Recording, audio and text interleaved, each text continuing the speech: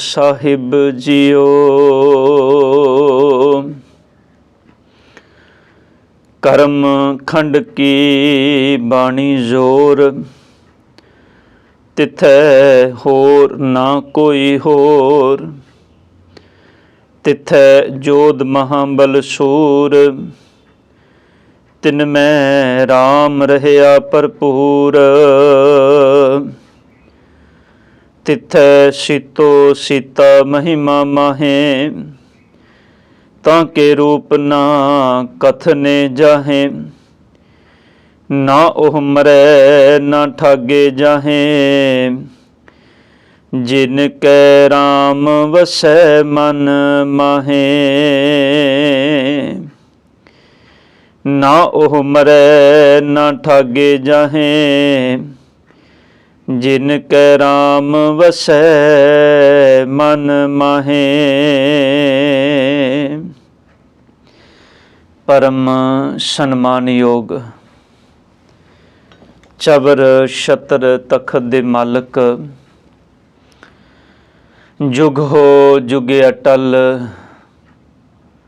धन धन साहिब श्री गुरु ग्रंथ साहिब पातशाह जी, सतगुरां दी पावन पवित्र निघी गोद अंदर सुभाईमान गुरु स्वरूप गुरु प्यारी साध संगत जियो। धन धन गुरु नानक देव साहिब पातशाह जी सतगुरां दी मुबारक अंमृत रसना तो उचारण कीते अंमृत बचन, पावन श्री जप बाणी दी विचार आप इन्हां पावन दीवाना विच सरवण कर रहे हो। बड़े प्यार और बड़ी इकाग्रता नाल सहबां दी पावन बाणी दे कीर्तन, जिस नाल आप मनोबिरतियां जोड़ के बड़े प्यार नाल इकाग्रता नाल जुड़ बैठे सो। आओ गुरु नानक साहिब पातशाह जी दियां रहमतां बख्शिशां नूं अंमृतमई बाणी दे अंदरों आपां पिछले दिनां तो समझण दा यतन कर रहे हां और अज विचार अधीन ये पावन पौड़ी जप बाणी दे अंदरों 37 नंबर पौड़ी आप जी ने सरवण की है। साध संगत, इस अमृत बाणी का मूल पाठ तकरीबन आप सबना नूं चेते है। आओ इन्हां पावन बचनां नूं विचारण तो पहला आप जितने तन सतगुरु की गोद विच जुड़ बैठे हो, करो किरपा सतगुरां दी बख्शी होई फतेह नाल सांझ पाओ। करो किरपा बुलाओ फतेह जी। वाहिगुरू जी का खालसा, वाहिगुरू जी की फतेह। धन साहिब श्री गुरु नानक देव पातशाह जी, सतगुरां ने किरपा कीती है। अंमृत बाणी दे अंदर सतगुर जी जिथे सानू सचियार बनने की जुगत दस रहे ने, उथे सतगुर पातशाह जी ने अज रहमत करके चौथे खंड की विचार आपां रल मिल के करनी है। जिवें पिछले 3 खंडां नूं आपां गुरु की किरपा नाल समझण दा यतन कीता है कि धर्म खंड की है, ज्ञान खंड की अवस्था की है, ते शर्म खंड की अवस्था की है। अज गुरु नानक साहब जी ने किरपा की जो अमृत बचन बख्शे ने, सब कहते ने कर्म खंड की बाणी जोर। कर्म खंड, खंड का मतलब है अवस्था, टुकड़ा, भाव जिहड़ी कर्म खंड की अवस्था है, उनकी जिहड़ी बाणी है, बनावट है, वो जोर है, भाव बल है। साध संगत गुरबाणी दे अंदर कर्म शब्द जिहड़ा है ये 2 अर्थां विच आपां पढ़ने आ। जिथे कर्म शब्द हिंदी दे कर्म शब्द के रूप में, संस्कृत के कर्म शब्द के रूप में आया है। इनका मतलब है कर्म, काम, काज। ते जिथे शब्द आया है फारसी दे कर्म शब्द के रूप में, इनका मतलब है बख्शिश, रहमत, जां उस अल्लाह ताला परिपूर्ण परमात्मा की मेहरमत। कर्म का सीधा जिहा अर्थ है इस पावन पौड़ी के अंदर बख्शिश, परमात्मा की मेहरमत, परमात्मा की किरपा। सब कहते ने जदों कोई मनुख कर्म खंड की अवस्था विच पहुँचदा है ते इस खंड की अवस्था का भागीदार, इस अवस्था विच पहुँचण वाला मनुख, उनके अंदर फिर परिपूर्ण परमात्मा अकाल पुरख की ताकत उनका बल वरतदा है। ध्यान देना, ये बचन, ये जिहड़ी पौड़ी साध संगत बड़ी बख्शिशां वाली पौड़ी है। और इस पौड़ी विच सतगुरु जी वार वार जिहड़ा जिक्र करनगे वो अंदर दा जिक्र करनगे, क्योंकि बाहर मुखी बंदे दे जो वरतारे ने संसार अंदर, वो मनुख जो कुछ संसार विचों वेखदा है, जो कुछ संसार विचों तकदा है, इहदे कर्म बहुते उस संसार दे दिखावट ते दिखावे ते टिके हुंदे ने। पर जदों कोई सतगुर कहंदे ने कर्म खंड विच, परमात्मा दी बख्शिश वाले खंड विच इस अवस्था विच पहुँचदा है, इत्थे उस मनुख दे अंदर फिर परमात्मा दी किरपा, परमात्मा दा बल वरतदा है। ते उनदे सिर्फ अंतर्मुखी कर्म ही नहीं, जो कुछ वो अपने अंदर सोचता है, उन्हां सोचे हुए कर्मां नूं फिर वो प्रैक्टिकली रूप विच समाज विच वरतदा है, करदा है। उनदे अंदर ते बाहर दे कर्मां दे अंदर हुण कोई भेद नहीं, वो एक उस खुली किताब की तरह हो जाता है, जिंदे अंदर ते बाहर इक्को ही वरतारा वरतदा है। ख्याल करियो, बाणी दे अंदर बाबा फरीद साहब जी ने धर्मी बंदे की गल बड़ी कीती है, पर उन्होंने जो सिर्फ बनावट वाले बंदे की गल की, जिन्हें सिर्फ बनावट बनाई है, जिन्हों साहब बाणी विच कहंदे ने भरम पाखंड, ते उथे बाबा फरीद साहब जी ने बड़े प्यारे बचन कहने, कहंदे कन मुसल्ला कि हे फरीद, बंदा बाहरों बड़ा धर्मी है, धर्म की इबादत करन दे लई संसार दे अंदर कर्म करदियां भी अपने मोढे ते मुसल्ला रखदा है। मुसल्ला मतलब वो कपड़ा जिन्हों ये सत्थ धरती ते विछा के ते बह के नमाज पढ़दा है। हर वेले संसार विच विचरदियां दे मोढे ते वो कपड़ा भी जिथे समा आएगा नमाज पढ़न दा, उस वक्त मेरे कोल नमाज खुंझ ना जाए, वो वक्त किहो जिहा भी होवे, वो मैं किते भी होवां, उस मोढे ते रखे मुसल्ले नूं, कपड़े नूं विछाए ते मैं मालक दी इबादत कर लवां।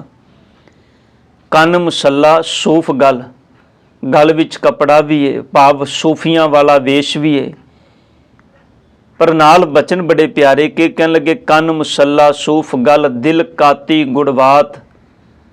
बस आ गल समझण वाली है साध संगत, जदों सतगुर दी बख्शिश वरतदी है, फिर बंदे दा जीवन अंदरों ते बाहरों एक हो जाता है। वो किसी बनावट वाली अवस्था विच नहीं विचरदा। ऐसा नहीं है भी वो अंदरों कुछ कह रहा है तो उनके बाहर वो बाहरों कुछ उनके जीवन के प्रैक्टिकल रूप विच निकल रहा है।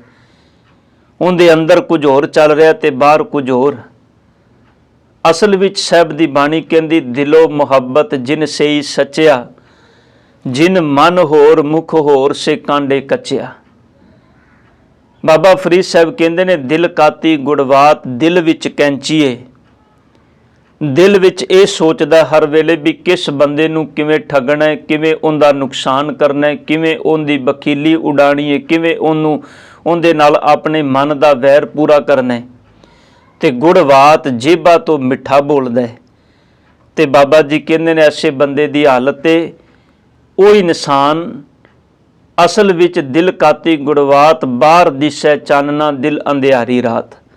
बाहरों ते चानना दिस रहा पर दिल हिरदे दे अंदर सिर्फ हनेरा ही है। और ऐसे बंदे नूं ही बाबा जी ने संबोधन करके कबीर साहब ने आख्या सी, क्या पढ़िए क्या गुनिए, क्या वेद पुराना सुनिए, पढ़े सुने क्या होई, जो सहज ना मिले सोई। गुरु नानक साहब जी ने अज किरपा की साध संगत की जिहड़ी कर्मखंड की अवस्था है, देखो ये जिवें जिवें सुभावक बंदा अपने जीवन विच विचरदा है, इनू समझ आ गई भी जिथे ज्ञान खंड चू पहुंचिया भी ज्ञान खंड में ज्ञान प्रचंड, सारे भरम टुट गए, सारियां दुचितियां खत्म हो गई, सारे मन दे वलेवें मुक गए, हुण बिल्कुल सीधा हो गया परमात्मा दे मार्ग ते तुरन दे लई। फिर उस श्रम खंड दे विच पहुंच के उस अवस्था दा भागीदार बनदा है जिन्हों सतगुर ने आनंद की अवस्था आख्या है। श्रम खंड की बाणी रूप, रूप का मतलब है सुंदरता वाली, उथे सुरत घड़ी गई, मत घड़ी गई, बुद्ध घड़ी गई, मन दे अंदर पवित्रता आ गई, मन दे अंदर दियां दुचितियां मुक गईयां। उथे जो कुछ सतगुर कहंदे ने वरतदा है सिर्फ सच स्वरूप परमात्मा ते उस मालक दी अगम्मी खेड अंदर वरतदी पई है। इस तो अगे फिर सतगुर जी कहंदे ने जदों एक कर्म खंड तो कर्म खंड विच पहुंचिया, हालांकि साहब ने आख्या श्रम खंड विच पहुंचण वाले दियां गल्लां कोई नहीं कथ सकदा, वो कित्थे किवें विचरदा, उहदे अंदर की है, तां कीआं गल्लां कथियां ना जाए, जे को कहे पिछे पछताए। पातशाह जी कहंदे ने तिथे घड़िए सुरत मत मन बुद्ध, तिथे घड़िए सुरा सिद्धां की शुद्ध। अज पातशाह कहंदे ने कर्म खंड की बाणी जोर, तिथे होर ना कोई होर। उस अवस्था विच उस गुरमुख दे जीवन विच एक परमात्मा अकाल पुरख तो बिना कोई होर है ही नहीं। उथे सिर्फ एक दा हुक्म वरतदा पिया है, एक तो बिना उहदे जीवन विच होण कोई दूजा है ही नहीं। हुण इस अवस्था विच पहुंचिया बंदा अपनी जुबान तो रसना तो कहंदा एको है भाई, एको है साहिब मेरा, एको है। इस अवस्था विच पहुंचिया होया बंदा कहंदा है कि जिन्हों भगत नामदेव जी अपनी रचना तो कहंदे ने, भैरो पूत शीतला धावे, खर बाहन ओ शार उड़ावे। ते अपना मत रखदे कहंदे ने हाँ तो एक रमैया लै हों। साहब गुरु नानक साहब कहंदे इत्थे होर ना कोई होर, हाँ तो एक रमैया लै हों, आन देव बदलावन दे हों, तेनू तेरे देवी देवते मुबारक। भगत नामदेव जी कहंदे ने मेरा मन हुण एक नाल जुड़ गया है, एक नाल जुड़न करके तू जिन्हां दी आराधना करना है ते जेड़ा मेरे ते थोप के कहना भी तू भी इन्हां दी आराधना कर। भगत नामदेव जी कहंदे ने हुण अपने सारे देवी देवतां दे वट्टे विच मुल लै जा मेरे कोलों, हुण मैनू इन्हां दी जरूरत नहीं, क्योंकि मेरा मन एक दे चरनां नाल जुड़ गया है। हुण मैनू समझ आ गई है भी एक अकाल पुरख ही इस सृष्टि का करता धरता सिरजक सब कुछ है। ते गुरु नानक पातशाह कहंदे ने तिथे होर ना कोई होर, तिथे जोध महाबल सूर। उस अवस्था दे विच सतगुर कहंदे ने जोधे महाबली ते सूरमे ने। किहड़े महाबली जोधे ते सूरमे? साहब कहंदे ने तिन मैं राम रहा भरपूर, जिन्हां दे अंदर परमात्मा अकाल पुरख रब जी भरपूर दा मतलब है नक्का नख पावे, इन्नी भी थां नहीं, पॉसिबिलिटी नहीं भी उस बंदे दे अंदर कुछ होर टिक सके।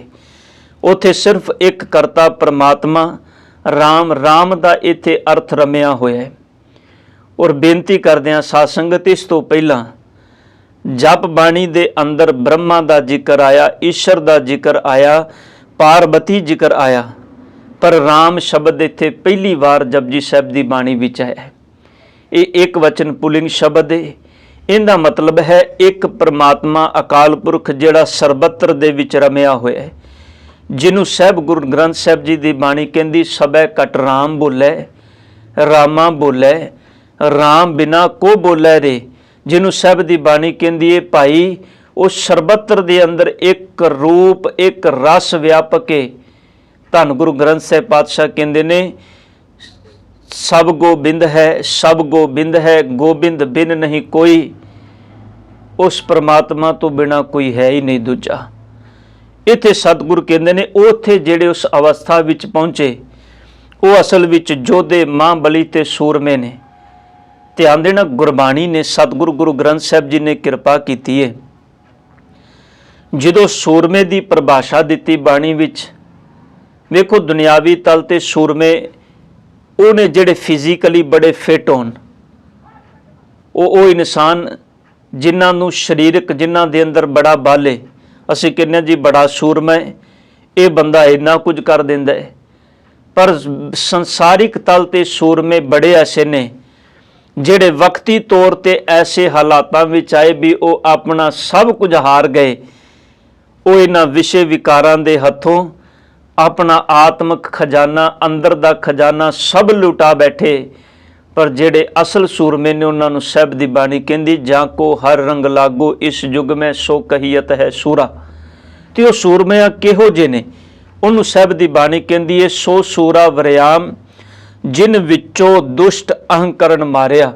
ਉਹ ਸੂਰਮਾ ਬਲੀ ਵਰਿਆਮ ਹੈ ਜਿਹਨੇ ਆਪਣੇ ਅੰਦਰੋਂ ਦੁਸ਼ਟ ਅਹੰਕਰਨ ਨੂੰ, ਅਹੰਕਾਰ ਨੂੰ ਮਾਰਿਆ ਹੈ।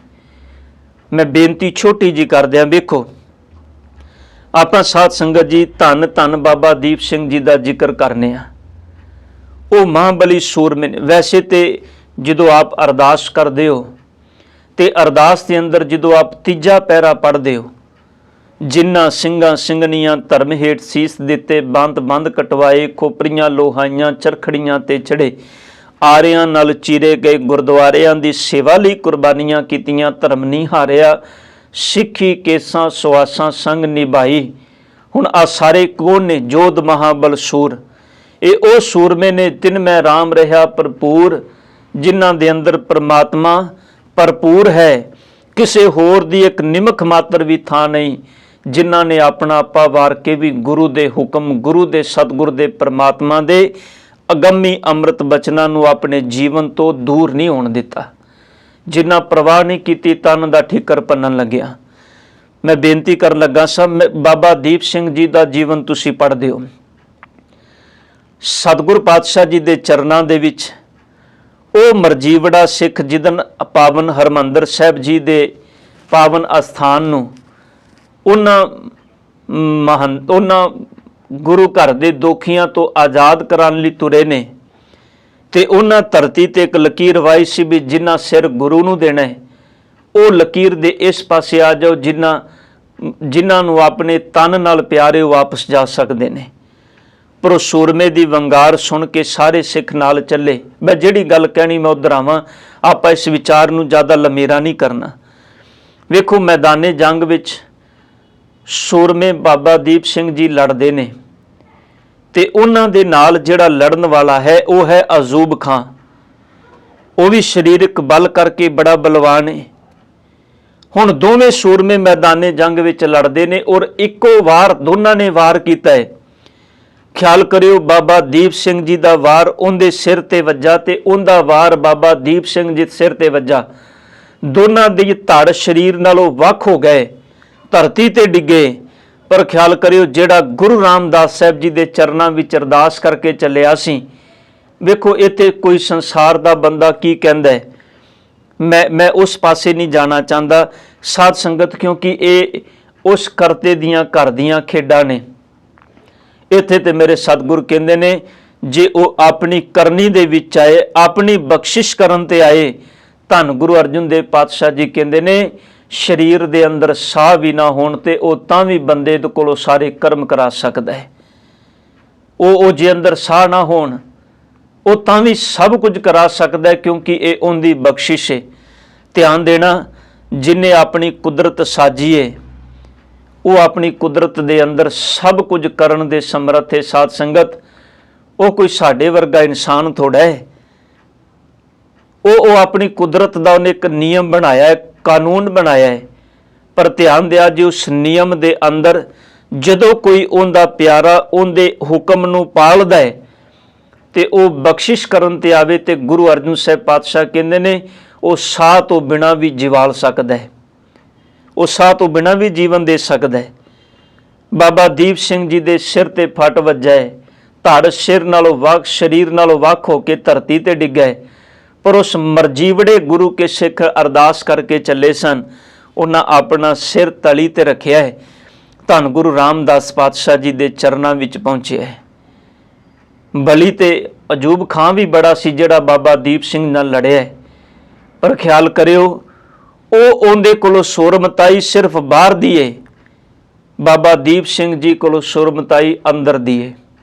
ਜਿਹੜਾ ਅੰਦਰ ਦੀ ਸੁਰਮਤਾਈ ਉਹਨੂੰ ਸਤਿਗੁਰ ਕਹਿੰਦੇ ਨੇ ਤਿੱਥੈ ਜੋਧ ਮਹਾਬਲ ਸੂਰ, ਤਿਨ ਮੈਂ ਰਾਮ ਰਹਿਆ ਭਰਪੂਰ। ਧਿਆਨ ਦੇਣਾ, ਬਾਬਾ ਦੀਪ ਸਿੰਘ ਜੀ ਆਪਣੇ ਲਈ ਨਹੀਂ, ਉਹ ਆਪਣੇ ਸਤਿਗੁਰ ਦੇ ਲਈ ਆਪਣਾ ਸਿਰ ਤਲੀ ਤੇ ਰੱਖ ਕੇ ਲੈ ਕੇ ਜਾ ਰਹੇ ਨੇ।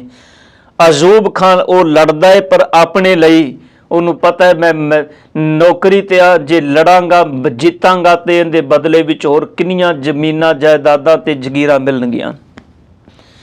ਇੱਕ ਪਾਸੇ ਉਹ ਬਲੀ ਯੋਧਾ ਸੂਰਮਾ ਹੈ ਜਿਹੜਾ ਇਸ ਕਰਕੇ ਲੜ ਰਿਹਾ ਵੀ ਕਰਵਟ ਭਲਾ ਨਾ ਕਰਵਟ ਤੇਰੀ ਲਾਗ ਗਲੇ ਸੁਣ ਬਿਨਤੀ ਬੇਰੀ ਹੋਂ ਵਾਰੀ ਮੁਖ ਫੇਰ ਪਿਆਰੇ ਕਰਵਟ ਦੇ ਮੋਕੋ ਕਾਹੇ ਕੋ ਮਾਰੇ। ਤੇ ਇੱਕ ਪਾਸੇ ਉਹ ਦੁਨਿਆਵੀ ਸੂਰਮਾ ਜਿਹੜਾ ਸਿਰਫ ਧਨ ਪਦਾਰਥ ਤੇ ਲੋਕਾਈ ਨੂੰ ਖੁਸ਼ ਕਰਨ ਦੇ ਲਈ ਲੜਦਾ ਪਿਆ। ਫਰਕ ਹੈ ਸਾਧ ਸੰਗਤ ਜੀ। ਧੰਨ ਗੁਰੂ ਗ੍ਰੰਥ ਸਾਹਿਬ ਜੀ ਨੇ ਜਿਹੜੇ ਬਚਨ ਕੇ ਤਿਨ ਮੈਂ ਰਾਮ ਰਿਹਾ ਭਰਪੂਰ, ਫਿਰ ਪਾਤਸ਼ਾਹ ਕਹਿੰਦੇ ਨੇ ਤਿੱਥੈ ਸੀਤੋ ਸੀਤਾ ਮਹਿਮਾ ਮਾਹੇ। ਤਿੱਥੈ ਉਸ ਅਵਸਥਾ ਦੇ ਅੰਦਰ, ਸੀਤੋ ਸੀਤਾ ਦਾ ਮਤਲਬ ਹੈ ਸੀਤਾ ਜਾਂਦਾ ਹੈ, ਪਰੋਤਾ ਜਾਂਦਾ ਹੈ, ਓਤ ਪੋਤ ਹੋ ਜਾਂਦਾ ਹੈ। ਪਾਤਸ਼ਾਹ ਕਹਿੰਦੇ ਨੇ ਮਹਿਮਾ ਮਾਹੇ, ਪ੍ਰਮਾਤਮਾ ਦੀ ਵਡਿਆਈ ਵਿੱਚ। ਇਸ ਅਵਸਥਾ ਵਿੱਚ ਪਹੁੰਚਿਆ ਗੁਰਸਿੱਖ ਪਿਆਰਾ ਪ੍ਰਮਾਤਮਾ ਦੇ ਅੰਮ੍ਰਿਤ ਨਾਮ ਵਿੱਚ ਗੁਣਾਂ ਦੇ ਵਿੱਚ ਓਤ ਪੋਤ ਹੋ ਜਾਂਦਾ ਹੈ। ਇੰਜ ਕਹਿ ਲਓ ਵੀ ਹੁਣ ਭੇਦ ਮੁੱਕ ਗਿਆ, ਜਿਹਨੂੰ ਸਤਿਗੁਰ ਬਾਣੀ ਵਿੱਚ ਕਹਿੰਦੇ ਆ ਨਾ ਕਿ ਹੁਣ ਤੋਹੀ ਮੋਹੀ ਮੋਹੀ ਤੋਹੀ ਅੰਤਰ ਕੈਸਾ, ਕਨਿਕ ਕਟੰਕ ਜਲ ਤਰੰਗ ਜੈਸਾ। ਬਾਬਾ ਜੀ ਕਹਿੰਦੇ ਨੇ ਮੇਰੇ ਤੇ ਤੇਰੇ ਅੰਦਰ ਅੰਤਰ ਹੀ ਕੀ ਹੈ ਪ੍ਰਮਾਤਮਾ। ਸੱਚ ਵਿੱਚ ਇਸ ਅਵਸਥਾ ਵਿੱਚ ਪਹੁੰਚਿਆ ਹੋਇਆ ਕਹਿੰਦਾ ਮੇਰੇ ਮਾਲਕ ਜੀ ਤੇਰਾ ਤੇ ਮੇਰਾ ਹੁਣ ਭੇਦ ਖਤਮ ਹੋ ਗਿਆ ਹੈ। ਜਿਹਨੂੰ ਗੁਰੂ ਤੇਗ ਬਹਾਦਰ ਸਾਹਿਬ ਜੀ ਕਹਿੰਦੇ ਨੇ ਗੁਰ ਕਿਰਪਾ ਜਿਹੇ ਨਰ ਕੋ ਕੀਨੀ ਤੇ ਇਹ ਜੁਗਤ ਪਛਾਨੀ, ਨਾਨਕ ਲੀਨ ਭਇਓ ਗੋਬਿੰਦ ਸਿਓ ਜੋ ਪਾਣੀ ਸੰਗ ਪਾਣੀ। ਗੁਰੂ ਨਾਨਕ ਪਾਤਸ਼ਾਹ ਕਹਿੰਦੇ ਨੇ ਤਾਂ ਕਿ ਰੂਪ ਨਾ ਕਥਨੇ ਜਾਹੇ। ਸਤਿਗੁਰ ਕਹਿੰਦੇ ਨੇ ਹੁਣ ਉਹਦਾ ਜਿਹੜਾ ਸੁੰਦਰ ਰੂਪ ਹੈ, ਸਰੂਪ ਹੈ, ਉਹਨੂੰ ਬਿਆਨ ਨਹੀਂ ਕੀਤਾ ਜਾ ਸਕਦਾ। ਉਹ ਸ਼ਬਦਾਂ ਦੀ ਬਣਤਰ ਤੋਂ ਪਰੇ ਹੈ। ਉਹਦੇ ਰੂਪ ਨੂੰ ਸਤਿਗੁਰ ਕਹਿੰਦੇ ਨੇ ਕੋਈ ਕੀ ਬਿਆਨ ਕਰੇਗਾ। ਉਹ ਕਿਸ ਅਵਸਥਾ ਦੇ ਵਿੱਚ ਵਿਚਰਦਾ ਹੈ। ਪਰਿਭਾਸ਼ਾ ਸਾਧ ਸੰਗਤ ਉਸ ਚੀਜ਼ ਦੀ ਦਿੱਤੀ ਜਾ ਸਕਦੀ ਹੈ ਜਿਹਨੂੰ ਸ਼ਬਦਾਂ ਵਿੱਚ ਬੰਨਿਆ ਜਾ ਸਕੇ। ਜਿਹੜਾ ਅਸੀਮ ਦੇ ਚਰਨਾਂ ਵਿੱਚ ਜੁੜ ਗਿਆ ਉਹਨੂੰ ਕੀ ਪਰਿਭਾਸ਼ਿਤ ਕਰਾਂਗੇ। ਤਾਂ ਹੀ ਮੇਰੇ ਸਤਿਗੁਰ ਨੇ ਬਾਣੀ ਵਿੱਚ ਆਖਿਆ ਮੰਨੇ ਕੀ ਗਤ ਕਹੀ ਨਾ ਜਾਏ, ਜੇ ਕੋ ਕਹੈ ਪਿੱਛੇ ਪਛਤਾਏ। ਪਾਤਸ਼ਾਹ ਕਹਿੰਦੇ ਨੇ ਨਾ ਉਹ ਮਰੇ, ਉਹ ਆਤਮਿਕ ਤੌਰ ਤੇ ਨਹੀਂ ਮਰਦੇ। ਹਾਂ ਸਰੀਰ ਦਾ ਢਾਂਚਾ ਸਾਰਿਆਂ ਦਾ ਭਜਨਾ ਹੈ ਸਾਧ ਸੰਗਤ। ਇਹ ਪ੍ਰਮਾਤਮਾ ਨੇ ਉਹ ਮੜੋਲੀ ਦਿੱਤੀ ਜਿਹੜੀ ਹਰ ਇੱਕ ਬੰਦੇ ਦੀ ਟੁੱਟਣੀ ਇੱਕ ਦਿਨ। ਪਰ ਸਾਹਿਬ ਕਹਿੰਦੇ ਨੇ ਆਤਮਿਕ ਮੌਤ ਨਹੀਂ ਮਰਦੇ ਹੋ। ਹੁਣ ਬਾਬਾ ਜੋਰਾਵਰ ਸਿੰਘ, ਬਾਬਾ ਫਤਿਹ ਸਿੰਘ ਜੀ ਨੂੰ ਵਜ਼ੀਰ ਖਾਂ ਸੂਬੇ ਕਚਹਿਰੀ ਦੇ ਵਿੱਚ ਖੜਾ ਕਰ ਸਰਹੰਦ ਦੀ ਧਰਤੀ ਤੇ ਨੀਹਾਂ ਵਿੱਚ ਚਿਣ ਕੇ ਤੇ ਉਹਨਾਂ ਨੂੰ ਖਤਮ ਕਰਕੇ ਸੋਚਦਾ ਵੀ ਮੈਂ ਖਤਮ ਕਰ ਦਿੱਤੇ, ਗੱਲ ਮੁਕਾ ਦਿੱਤੀ। ਪਰ ਧਿਆਨ ਦੇਣਾ ਅੱਜ ਵੀ ਹਰ ਸਿੱਖ, ਹਰ ਇਨਸਾਨ, ਹਰ ਮਨੁੱਖ ਉਹਨਾਂ ਗੁਰੂ ਕੇ ਲਾਲਾ ਨੂੰ 7 ਤੇ 9 ਸਾਲ ਦੀ ਉਮਰ ਦੇ ਵਿੱਚ ਨਾ ਉਹ ਮਰੇ, ਨਾ ਠਾਗੇ ਜਾਹੇ ਵਾਲੀ ਅਵਸਥਾ ਵਿੱਚ ਵਿਚਰਨ ਵਾਲਿਆਂ ਨੂੰ ਅੱਜ ਵੀ ਯਾਦ ਕਰਦਾ ਤੇ ਸਿਰ ਝੁਕਾਉਂਦਾ ਹੈ। ਸਭ ਕਹਿੰਦੇ ਨੇ ਉਹ ਕਦੀ ਨਹੀਂ ਮਰਦੇ, ਕਿਉਂਕਿ ਆਤਮਿਕ ਤੌਰ ਤੇ ਮਰਨ ਵਾਲਾ ਬੰਦਾ ਮਰਦਾ ਹੈ। ਜਿਨ੍ਹਾਂ ਆਤਮਾ ਨੂੰ ਜਿੱਤ ਲਿਆ ਉਹਨੂੰ ਕੌਣ ਮਾਰੇਗਾ। ਮਨ ਜੀਤਿਆ ਜਗਜੀਤ ਵਾਲੀ ਅਵਸਥਾ ਹੈ ਨਾ ਜੀ ਇਹ। ਹੁਣ ਸਤਿਗੁਰ ਕਹਿੰਦੇ ਨਾ ਉਹ ਮਰੇ, ਨਾ ਠਾਗੇ ਜਾਹੇ, ਨਾ ਉਹ ਵਿਸ਼ੇ ਵਿਕਾਰਾਂ ਦੇ ਹੱਥੋਂ ਕਦੀ ਠੱਗੇ ਜਾਂਦੇ ਨੇ। ਜਿਨ ਕੈ ਰਾਮ ਵਸੈ ਮਨ ਮਾਹੇ, ਜਿਨ੍ਹਾਂ ਦੇ ਅੰਦਰ ਉਹ ਕਰਤਾ ਪ੍ਰਮਾਤਮਾ ਸਰਬੱਤਰ ਦੇ ਵਿੱਚ ਰਮਿਆ ਹੋਇਆ ਪ੍ਰਮਾਤਮਾ ਵਸ ਜਾਏ। ਫਿਰ ਪਾਤਸ਼ਾਹ ਜੀ ਕਹਿੰਦੇ ਨੇ ਤਿੱਥੈ ਭਗਤ ਵਸੈ ਕੇ ਲੋਹ। ਉਸ ਅਵਸਥਾ ਦੇ ਅੰਦਰ ਭਗਤ ਵਸੈ, ਭਗਤ ਵਸਦੇ ਨੇ। ਕੇ ਲੋ ਦਾ ਮਤਲਬ ਹੈ ਕਿੰਨੇ ਹੀ ਲੋਕਾਂ ਦੇ ਭਵਨਾਂ ਦੇ। ਹੁਣ ਸਿਰਫ ਇਸ ਖੰਡ ਦੀ ਗੱਲ ਨਹੀਂ ਸਾਧ ਸੰਗਤ, ਇਹ ਕਰਮ ਖੰਡ ਦੇ ਵਿੱਚ ਵਿਚਰਨ ਵਾਲੇ ਜਿੰਨੇ ਵੀ ਲੋਕਾਂ ਦੇ ਭਗਤ ਨੇ ਜੋ ਰੱਬ ਦੀ ਬੰਦਗੀ ਕਰਨ ਵਾਲੇ ਨੇ, ਸਾਨੂੰ ਸਿਰਫ ਆਪ ਬ੍ਰਹਿਮੰਡ ਨਜ਼ਰ ਆਉਂਦਾ ਹੈ। ਇਸ ਕਰਕੇ ਅਸੀਂ ਇਸ ਵਰਤਾਰੇ ਵਿੱਚ ਜੀ ਰਹੇ ਹਾਂ। ਗੁਰੂ ਨਾਨਕ ਪਾਤਸ਼ਾਹ ਜੀ ਦੇ ਨੇਤਰਾਂ ਨਾਲ, ਅੱਖਾਂ ਨਾਲ ਵੇਖੀਏ। ਧੰਨ ਗੁਰੂ ਨਾਨਕ ਸਾਹਿਬ ਕਹਿੰਦੇ ਨੇ ਪ੍ਰਮਾਤਮਾ ਨੇ ਇਸ ਧਰਤੀਆਂ ਵਰਗੀਆਂ ਪਤਾ ਨਹੀਂ ਕਿੰਨੀਆਂ ਸਾਜੀਆਂ ਨੇ। ਆਪਾਂ ਸਾਰੇ ਬਚਨ ਜਪਜੀ ਸਾਹਿਬ ਦੀ ਬਾਣੀ ਵਿੱਚੋਂ ਪਿੱਛੋਂ ਹੀ ਸਮਝ ਕੇ ਆਏ ਹਾਂ ਵੀ ਸਤਿਗੁਰੂ ਗੁਰੂ ਨਾਨਕ ਸਾਹਿਬ ਕਹਿੰਦੇ ਨੇ ਪ੍ਰਮਾਤਮਾ ਦੀ ਕੁਦਰਤ ਦਾ ਕੋਈ ਅੰਤ ਨਹੀਂ। ख्याल करियो उस परमात्मा की बंदगी दे विच जुड़े हुए भगत सिर्फ इसे प्लैनेट ते नहीं, गुरु नानक साहब कहते ने जिथे भी उस परमात्मा के भगत ने वो इस अवस्था दे विच विचरण वाले वो मालक के चरणों के विच तिथे भगत वसै के लो। उस अवस्था विच सिर्फ भगत ही ने जिहड़े वसदे ने, उत्थे कोई हर बंदा नहीं पहुँच सकता। जिन्हां ने कमाया है करे आनंद, फिर वो आनंद विच ने। सच्चा मन सोए वो सच्चा हरि परमात्मा अकाल पुरख मन मन दे नन्हे निशारी उन्हां दे मन विच। ये पातशाह कहंदे ने जिहड़ा सदा खेड़ा देन वाला है परमात्मा, करे आनंद, जो सदा खिड़िया रहिंदा है सदा आनंद विच है, वो सच्चा अकाल पुरख उत्थे उन्हां दे हिरदे विच मौजूद है। उन्हां दे हिरदे तो वख नहीं। करे आनंद, सच्चा मन सोए, मन दे विच वो करता है उन्हां दे जिहड़ा परमात्मा आप सद चित आनंद है। फिर पातशाह कहंदे ने सचखंड वसै निरंकार। इत्थों साध संगत पंजवें खंड की आरंभता होंदी है। गुरु नानक साहब कहंदे ने बस हुण इस अवस्था विच विचरण वाला सचखंड का भागीदार बन गया। असल विच गुरमुखो पिछले 3 खंडां दीयां वक्खो वक् 3 पौड़ियां ने, चौथी ते पंजवीं दी इक्को ही पौड़ी है। इन्हां मतलब है जिहड़ा कर्म खंड विच पहुँच गया, कर्म खंड विच पहुँचदा ही होए जिहड़ा सचखंड विच पहुँचेगा। ध्यान देना, जिहड़ा परमात्मा की बख्शिश तक पहुँच गया, ध्यान रखना उस सचखंड का वासी बन गया। वो कोई वखरा थोड़ा होएगा रब तो। ताई साहब जी कहंदे ने सचखंड वसै निरंकार। इस अवस्था दे विच सचखंड दे अंदर निरंकार परमात्मा आप वसदा है। सच का मतलब है सच विच, सच दे चच्चे नूं सियारी, सच विच सचखंड दे अंदर इस अवस्था दे अंदर जिथे सिर्फ सच है उत्थे परमात्मा निरंकार रब आप वसदा है। हुण एक कोई वखरा खंड धरती ते ना प्लैनेट लभन तुर पैना साध संगत। ये असी ते कमरे बना ले ते बाहर लिख दिता सचखंड वसै निरंकार। असल विच सतगुर कहंदे ने सचखंड का मतलब है वो हिरदा जिथे सच भरपूर हो गया है। जिहड़ा सिख धर्मखंड, कर्मखंड, धर्मखंड, ज्ञानखंड, शर्मखंड तो कर्मखंड तक पहुँचे है, वो हिरदा जिन्हें सच स्वरूप विच अपने मन नूं जोड़ लिया। उस अवस्था दे अंदर सतगुर कहंदे ने सिर्फ निरंकार है, निरंकार तो बिना कोई होर नहीं। कर कर वेख्या नदर निहाल, वो परमात्मा रब जी सब नूं कर करके वेख रहा है ते वो सदा ही अपनी नज़र दे नाल, मेहर दी नज़र दे नाल संभाल करदा है, सारिआं नूं निहाल करदा है। उहदी नज़र जिहड़ी है सबनां नूं आनंद देण वाली है, इस संसार भवजल तो पार करन वाली है। तिथै खंड मंडल वरपंड, उस अवस्था दे विच धन गुरु नानक साहब जी कहंदे ने खंड ने, ब्रह्मंड ने, मंडल वरपंड, उस अवस्था दे अंदर भावें कोई भी है।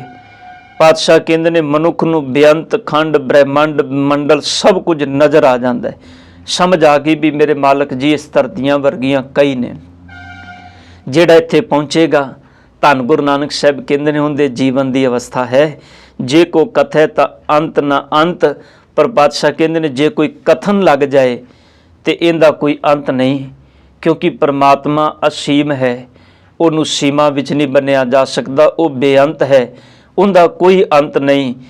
बादशाह कहंदे ने संसार के ज्ञान विच जुड़िया बंदा चीज़ां दे अंत की गल करदा है, कहंदा मैं बहुत कुछ जान लिया, मेरे वर्गा कोई नहीं।